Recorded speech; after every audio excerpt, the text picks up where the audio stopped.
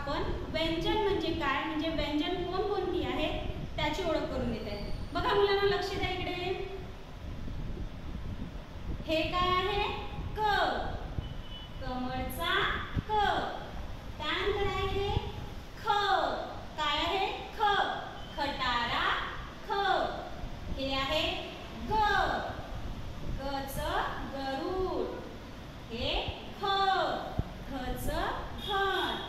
आणि अंग याचा शब्द नाहीये, फक्त एकच शब्द आहे वाङ्मय, पण तो तुम्ही लक्ष नाही दिलं तरी चालेल. बघा नंतर च, च पासून चमचा. छ, छ पासून छत्री. ज, ज पासून जहाज.